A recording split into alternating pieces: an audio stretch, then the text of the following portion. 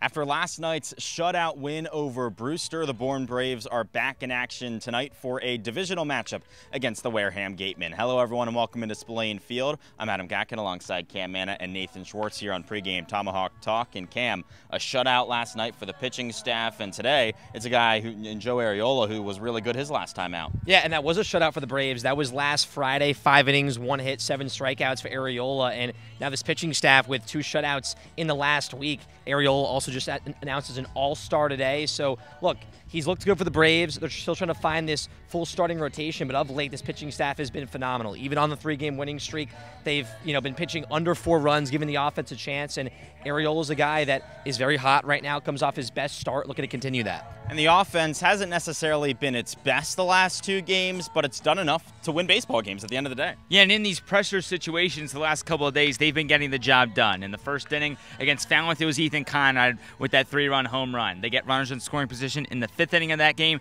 they get 2 RBI singles. Yesterday, you got the couple of gifts with the wild pitches, but still that's finding a way to get a runner home. And then John Schroeder in a big at-bat in that game when you can really pull away from Brewster when their offense was struggling. He was able to provide that hit. So as long as you continue to produce in a pressure situation like that when runners are in scoring position, this team's going to be just fine. And the Bravos are now almost towards the end of the season. After tonight, just 10 games to go, and this would be a huge win to really cement Bourne in the playoffs. And the Braves don't have the comfort of being that first, second place, third place team in the West and knowing you're going to be a playoff team. For these last 11 games into the postseason, Bourne's kind of playing survival mode. You have to play your best baseball. There's no time now to slack around and lose 2-3 straight once again. So getting hot at the right time, your final 11, looking to win 3 straight here, and against a Gateman team you've yet to beat this summer. You've came back twice against. You're looking for a more complete performance here against Wareham. Bourne has been one of the best teams in the league in the month of July. As you said, Cam, have not beat Wareham yet this season, so we'll see if the Bravos can get it done. First pitch coming up soon at 6 p.m. Adam Gatkin now joined by Ethan Conrad at Wake Forest ahead of Bourne taking on Wareham. Ethan, you've been named to the All-Star team as a starter. What does that mean to you? It means a lot, being able to come down here and just play my game and being named an All-Star is something I'll remember forever. Just 2 years ago, you were going into your freshman year at Marist. Now you're a Cape League All-Star. Did you ever think that this was possible? If you told yourself 2 years ago that you'd be an All-Star here, what do you think your response would be? I would think it's really cool that I got the opportunity to come down here and actually be a part of it. I thought it was possible, but I didn't know it was actually going to happen, so being able to do it, it means a lot. And one of the other all-star starters from Bourne, Merrick Houston, one of your future teammates at Wake Forest. What's it been like to get to know him before you go down to North Carolina?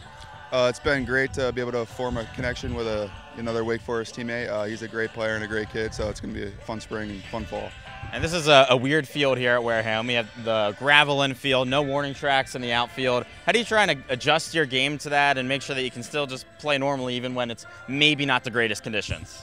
Honestly, it just takes it back to kind of like the high school days or even like wiffle ball or something. So we're just playing baseball, trying to have fun. So playing surface is the same for everyone, so it doesn't really affect it much. All right, well, thank you very much, Ethan. Yes, sir. Adam Gatkin now joined by Sean Brennan here on Pregame Tomahawk Talk. Ahead of the Bravos taking on the Gatemen. Sean, Bourne's facing a pitcher today that it's already seen this season and did pretty decent against. Yeah, Cole Lehman started at Bourne the first time these two teams met on June 22nd, and it wasn't a great start for him. He went 3 innings, allowed 3 runs. Those were the only 3 runs that Bourne scored that night, and since then, it's been rocky as well. He has above an 8 ERA. His last start came on July 13th in an 11-0 loss against Brewster. He gave up 4 of those runs, so it's just been a very, very difficult season for Cole Lehman. He'll try to get back on track today. And Wareham as a whole trying to get back on track today. The offense as of late has just not been doing very good.